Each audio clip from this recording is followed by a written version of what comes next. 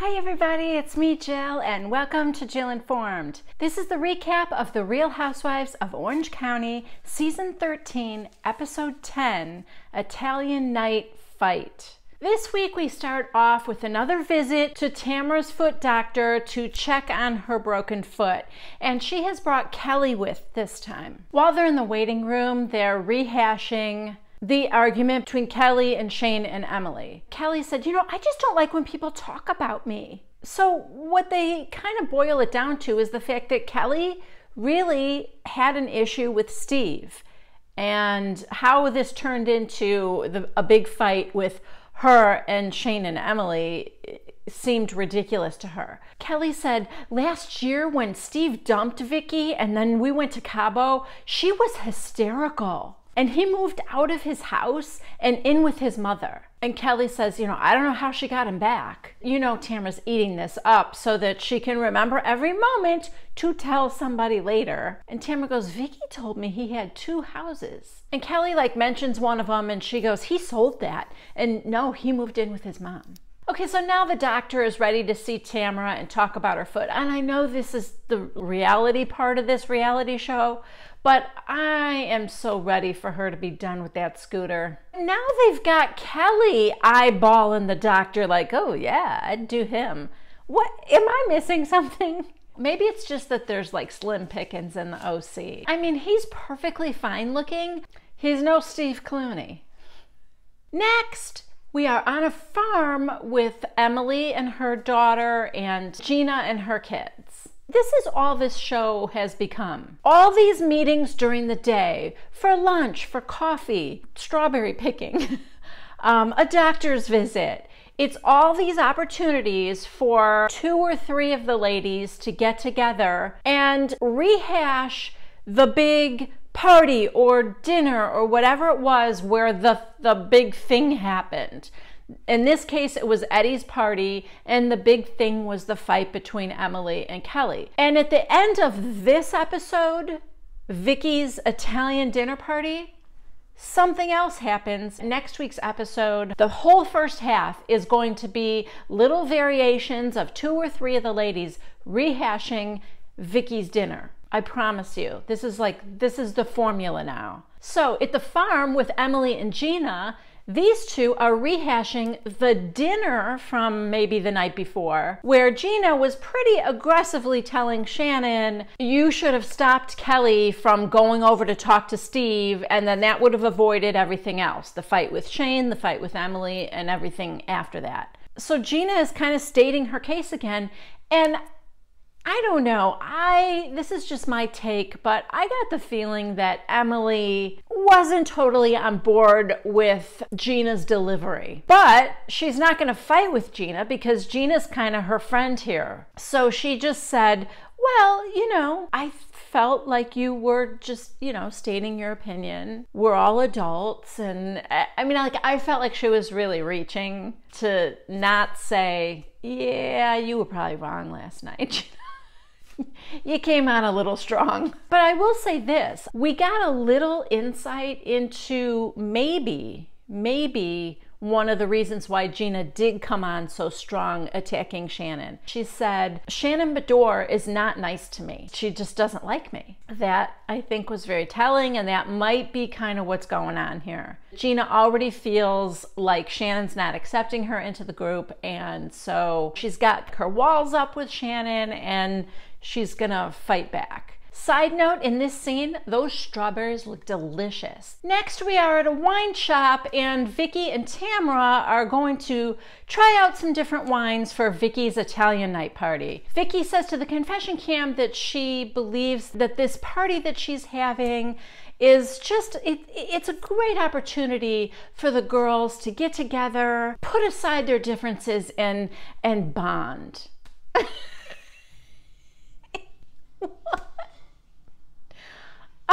What show are you watching, Vicki? I know you know that these parties are when it all goes down, right? I mean, come on. They go out back to sit down at these tables to taste their wines. It's actually a very pretty scene wherever they are. It looks like they're on a lake. They're making small talk, and Vicki starts off by saying, yeah, Steve and I looked at a house in the desert, and Tamara said, "So how are things with you and Steve?" "Oh, they're great," Vicki says. "We are so happy together." And Tamara says, 100% happy? What friend says that, right? 100% happy? And Vicki goes, "Yeah. I mean, I feel like I want him more than he wants me all the time. I feel like, like I'm loving on him too much, but..." Okay. Time out. This does not sound 100% great. She's like, I get insecure, but, Tamara even looks concerned, and she goes, "But he acts like he loves you, right?" Vicki goes, "Oh yeah, totally." Okay. I don't even think it's that there's something wrong with Steve or that Steve doesn't love her. I think he probably does. But Vicki is so needy. I don't know. Anyway, so next, Vicki is about to receive a teletamera. Yeah, we all knew this was coming. The little conversation that Tamara and Kelly had in the doctor's office, the one about Steve moving in with his mom. It's about to rear its ugly head. Tamara was just dying to tell the story because she uses some really weird, awkward way to segue into it. She just kind of blurts out, "Well, I hope he doesn't take your money like Kelly thinks." And Vicki goes, "He's got more money than me." And Tamara goes, "That's not what Kelly said. Kelly said he had to move in with his mommy because he didn't have any money when you guys broke up." So Vicki goes, "Well, he did move in with his mom, not mommy. But that's just because his house was rented." And then Vicki says that they broke up because Vicki was too busy. And since then, she's learned how she needs to be different in relationships and stuff like that. It seems weird that the issues with them before was the fact that Vicki was too busy and didn't have enough time for Steve. And now it seems like Vicki doesn't get enough of Steve. So I'm questioning whether the breakup before was that Vicki was too busy, but I don't know. Anyway, Vicki just thinks that Kelly needs to shut her big fat mouth. And Tamara said, "Well, Kelly's just really upset about that page 6 thing because she said that Steve lied when he said that she left Michael." Vicki goes, "She did." And Tamara goes, "She said it was 100% mutual." Vicki, "No, Michael wanted to stay married." Then Bravo shows us the scene from the end of last season when they were at that launch party for Megan's candles or something. I don't know. It was something weird. And Kelly was so mean to Michael. I'm thinking to myself, all right, that doesn't really prove Vicki's point. Because why would Michael want to stay married to that? That sort of proves Kelly's point that it was the divorce was probably mutual. So their next topic of discussion is Gina's divorce. And Vicki's like, "What is she gonna do? You don't work. How are you gonna support your children?" What? Hold up. I mean, they're his kids too, right? Is he not gonna pay child support? Why does she not think that Matt is going to give any spousal support? I think she's just trying to take a dig at Gina because Gina doesn't have a job outside the home. I don't know. I mean, Vicki used to be like that with every housewife that didn't work. I just thought the comment was very strange. And what is she implying? That they should stay married just because of that? Next, we are climbing steps. Yes, it is Gina and Kelly, and they're doing a stair workout. Gina is so hung up on the word failing. My marriage isn't failing. It's not failing. I mean, it's just coming to an end. What difference does it make? She is really attaching a stigma to her somehow not being able to make the marriage work, I think, Oh, side note, Kelly's shoes, they have these big, thick, satiny ribbons for the ties. And I don't know, just something about her shoes when they're walking down the stairs.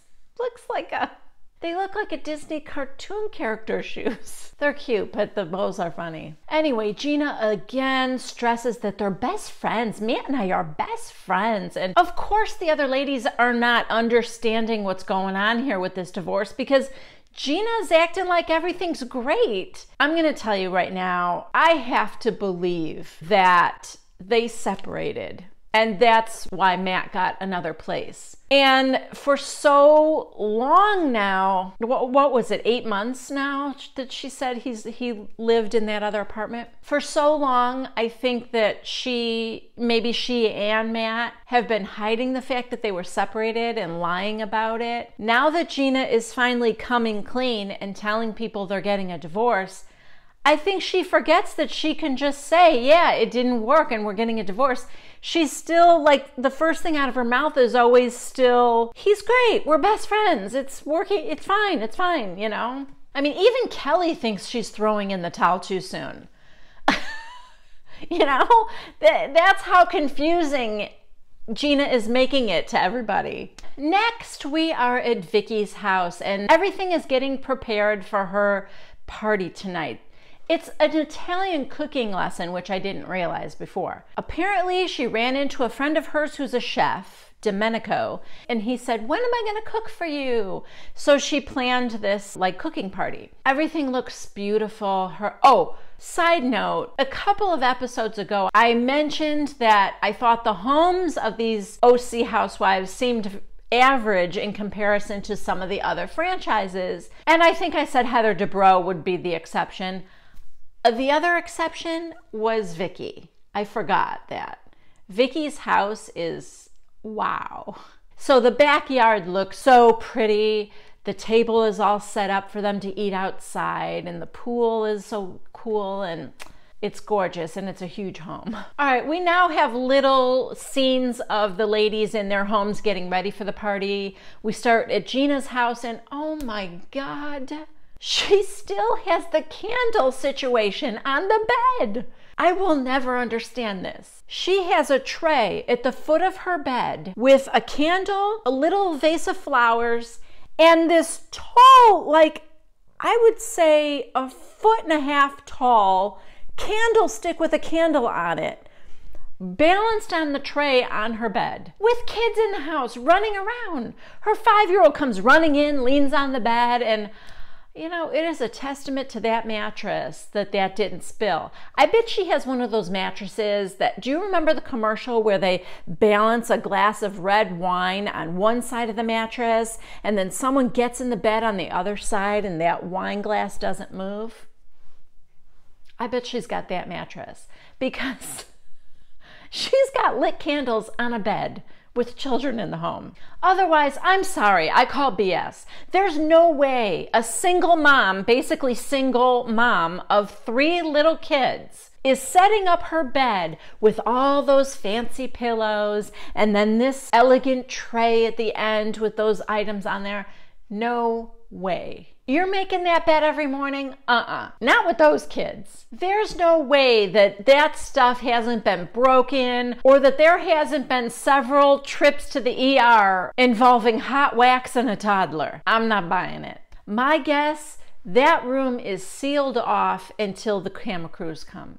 That looks like just an extra room that they don't ever use until they're filming. Now we are at Emily's house and she's saying goodbye to her kids, kissing her little girl goodbye. And Shane goes, I'm not invited. And she goes, I mean, I wouldn't think you'd want to be. And then she says to him, you know, Kelly and I have resolved our differences and, you know, we're ready to move on. And Shane says, well, if somebody wants to apologize, I'm willing to indulge. You know, that sentence alone is the reason why people call you a douche. Just saying. We are only 10 episodes in and another housewife owes you an apology, Shane? I mean, you just might be too precious for this show. Okay, so now we're back at Vicki's house. Emily and Tamara arrive. For some reason, I think Tamara looks really cute here. I don't know, I like the blouse, maybe that's it. I like the blouse and pants. I don't know, she looks cute. Meanwhile, inside, Vicki is telling Domenico, each of the ladies has their own, I don't know, menu or whatever it is. And she's writing checks on the cards of the ladies that Domenico can flirt with because they're single. And then she puts X's on the ones who aren't, like Tamra and Emily. And her, although because she's not married, she put a question mark on there.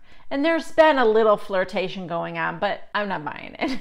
This Domenico is the kind of guy who, like, that's his persona. Oh, I love the ladies. And he flirts with them, not because he's necessarily actually interested in them. That's my take. And then when Gina arrives, Vicki goes, oh, Domenico, she's one with a check by her name. And she's like, what? Yeah, Gina wants Domenico. Sorry. Okay, finally Kelly and Shannon arrive. They rode in together. And so everyone's there. Everyone looks great. Then Emily pulls Kelly aside and says, can I talk to you for a minute? Yeah. I am sitting at home on my couch going, no, abort, abort. Do not ask her to apologize to your husband. I couldn't believe that Emily was going to do it. But the bigger shock was that Kelly was all for it. Yeah. Emily goes, you know, you and I are good, but like with Shane, would you consider coming over to my house? She barely gets it out before Kelly goes, yeah, I'll talk to him. Of course. Really? You're a better man than I. And Emily goes, oh, thank you so much. He's a good guy. He believes in God and forgiveness, but he's witty and sarcastic. Oh, he's not witty. That would involve him saying something clever or humorous, and he has yet to do that. So you can take witty off the table. I swear that at least half of the time that Emily thinks he's sarcastic, he's just being honest in a jerky way. And you know, I have to say, I wish Kelly wasn't taking all the blame here. Anyway, we'll see. So now we're about to start the cooking lesson, and Vicki explains that, oh, when you see the check on yours, that means that you're single, and the X means you're taken. And Tamra goes, well, you have a question mark by yours. And she goes, well, oh, that's just because I'm not married. Then to the confession cam, Tamra goes, yeah, I think Vicki has slept with Domenico. Okay. Then Domenico's talking about what they're cooking and what part of the chicken do we use? And Shannon goes, the breast. And he's like, oh, and what size breast come? And now we have to pound the breast. And it's such a shtick, you know? I would have been like at the other end of the table going, oh God, who is this guy?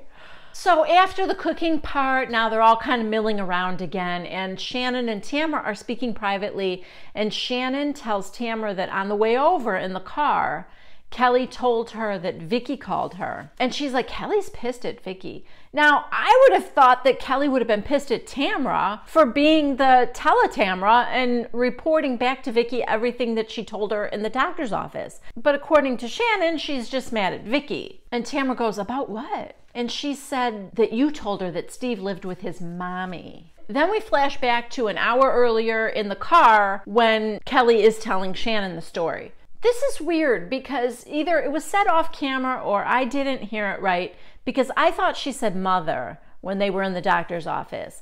But Kelly's kind of owning that she said mommy. So in the car, she's telling Shannon, I guess Tamra told Vicki verbatim. Side note, this is the second time now that Kelly has said forbatim instead of verbatim. I just think it's cute. Then I guess Vicki kept saying, I love you, Kelly, I love you. And then Kelly walks up and interrupts. And so Shannon walks away, and now Kelly starts to tell Tamra the exact same thing that Shannon just told her. And as Kelly's getting to the part about mommy, and I said mommy, he had to go live with his mommy, Vicki walks up behind Kelly now. So Kelly's acting like, oh yeah, I'm not saying anything I wouldn't say to your face. So she goes, oh yeah, I was just telling her about that I said that, you know, Steve moved in with his mommy. And this is the third time we get to hear verbatim. But Vicki goes, yeah, he calls her mom, not mommy, but it's all good, whatever. Tamra goes, oh, I mean, it's not, I call my mom mommy. And as Vicki's walking away, she goes, I wish I could be with my mom. I don't know, that didn't really develop into much. So now Vicki's trying to get everybody outside for dinner. And she said, I just wanted this to be a nice get together with everybody. I didn't want to argue with anyone.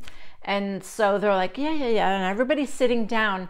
And then, gosh, really quick, it turns to Gina's divorce. And I'm not even sure what the catalyst was for switching the conversations, but I think Kelly said something about her divorce being hard. And then Vicki goes, yeah, Gina doesn't even know what she's up against. There's no abuse. There was no adultery. Yet you're just so nonchalant about it. And Gina's trying to tell her, it's fine.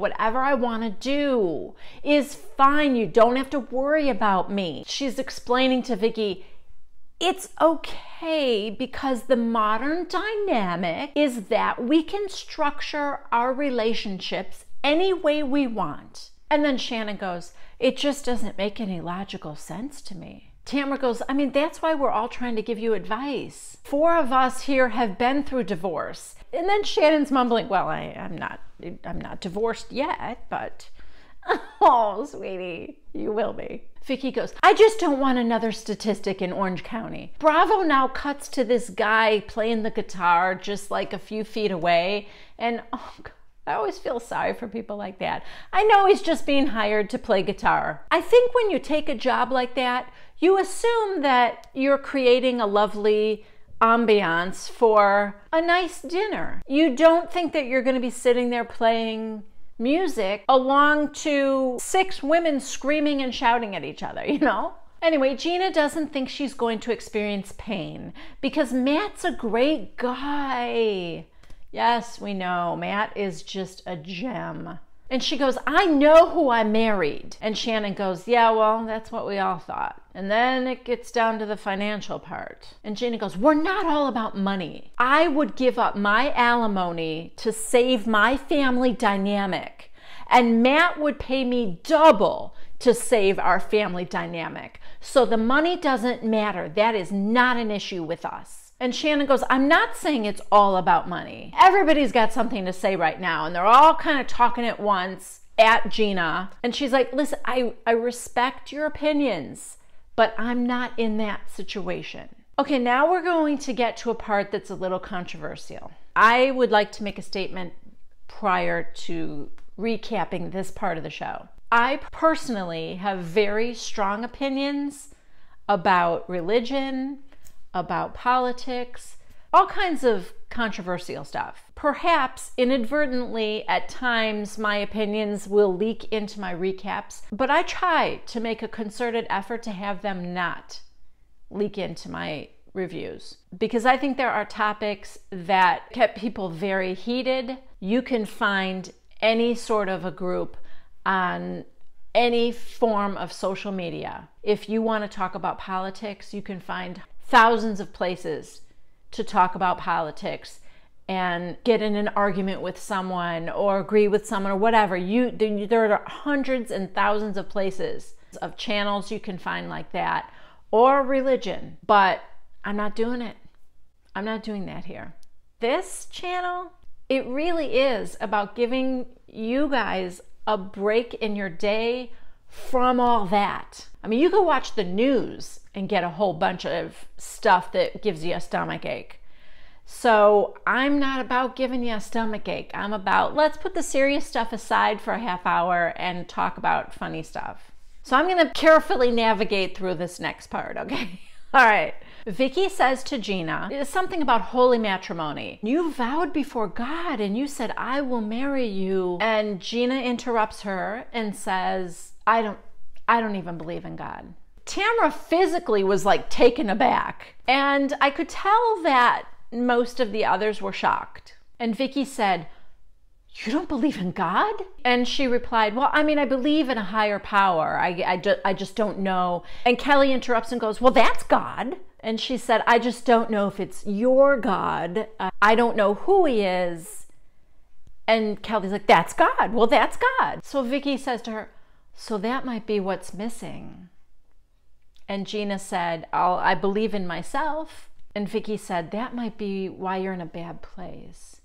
And she's like, I'm not in a bad place. To the confession cam, Vicki says, I've never heard anyone be so flippant about God. I've never heard anyone use the word flippant so many times during one dinner, because this is about the third time she's accused Gina of being flippant.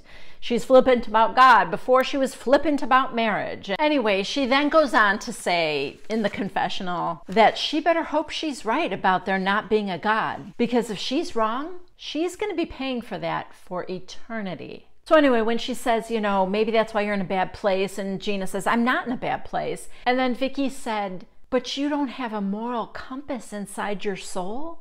Okay. So, yeah. Gina says, I'm not even going to answer that because that's disgusting and you sound stupid. And Vicki's like, I'm not stupid. And Kelly said, yeah, Vicki, you can't say that. That's not right. To the confession cam, Gina says, my morals are just fine. I don't have morals because I believe in a certain God or follow certain rules. I have morals because I try to be a good person every day. I will just say this. I find it interesting that Vicki equates a belief in God with being a moral person when there is evidence of women sitting at that table who believe in God, who have done and said many things throughout the years that I would not consider to be very moral.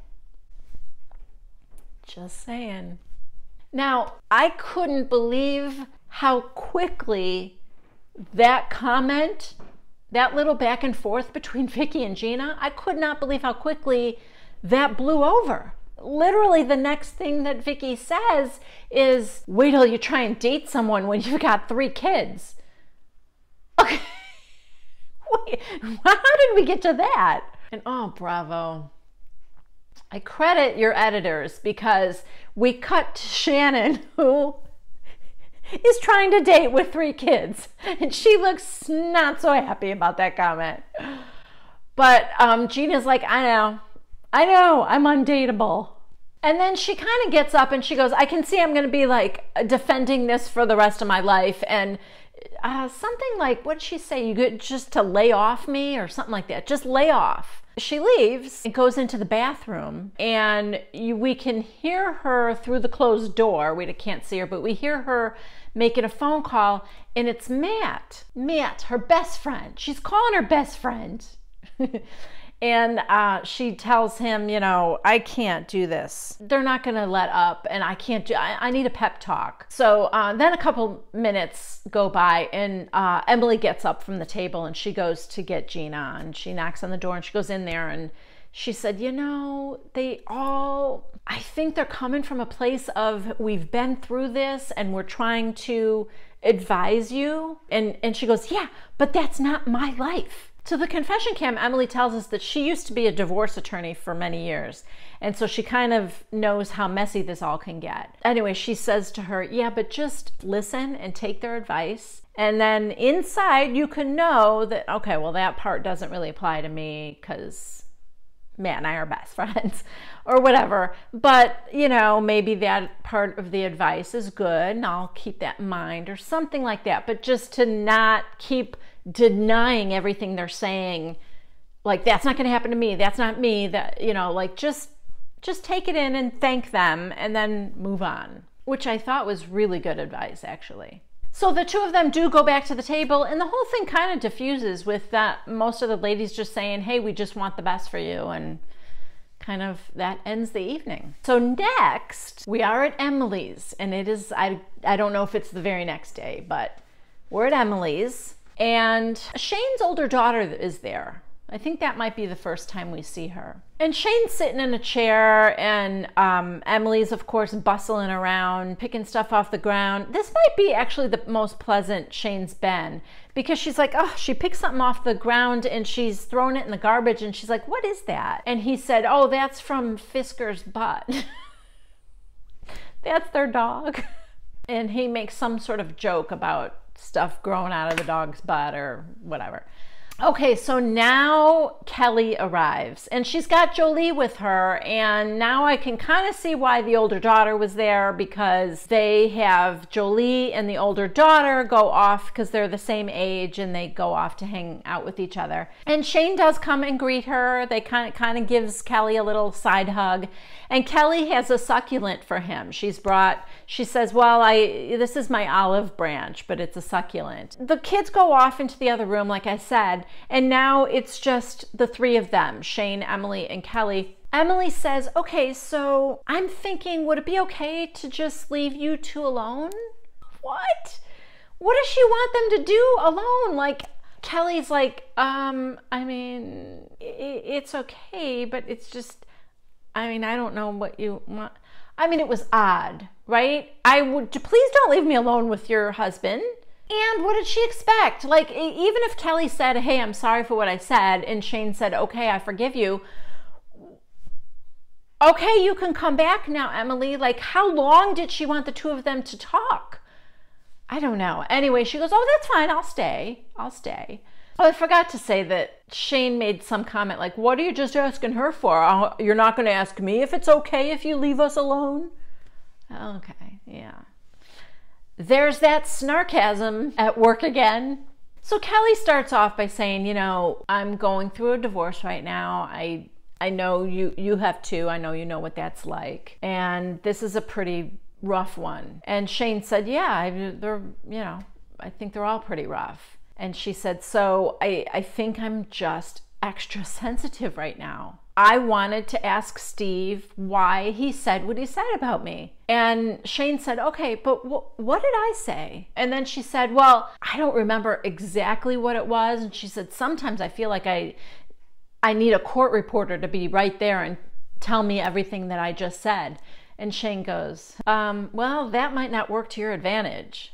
Ha ha. And she said, well, I just got annoyed because I was thinking, you know, I wasn't even talking to you. And then you said you're drunk. And that just really drove me over the edge. And I spoke without thinking. I do that. I'm sorry. I shouldn't have said what I said. And Shane says, for the record, if you want to confront someone with what they said and they're using the, well, I don't even know what that is thing, then just show them. And now they can't back out of it. They have to respond to whatever you're showing them. Kelly goes, yeah, well, that's the lawyer coming out in you. And he said, no, that's just common sense. What is your problem? And I'm sorry, Emily, that's not witty or sarcastic. That's just being a jerk. And Kelly goes, well, I might not have sense, but I do have common sense. And he goes, no, okay, whatever. Like, you know, you didn't get it. You didn't understand me or something. Like, yes, let's blame Kelly for not understanding your jerky remark. So to the confession cam, Kelly says, okay, so I'm thinking I've got two options here. I can call him a little bitch again, or I can just try to get along, and I'm just trying to laugh it off right now. So we cut back to the scene, and Kelly goes, so what are you guys gonna do today? Just seems so like weird. And Emily goes, oh, we're just hanging out. And Shane goes, probably just talk trash about you once you leave. Okay. All right. Okay, Shane.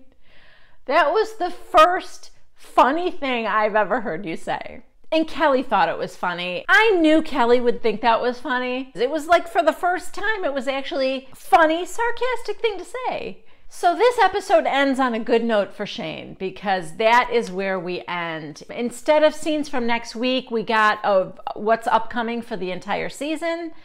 And oh boy, you guys, there's lots of good stuff. So I'm excited. I hope you're excited. Thank you so much for watching. If you haven't already, please subscribe to Jill Informed. Please give this video a thumbs up if you liked it, and don't forget to leave a comment. I love to hear from you guys. I hope I see you next Monday at 1 p.m. Central Time for the next recap of The Real Housewives of Orange County. Bye-bye.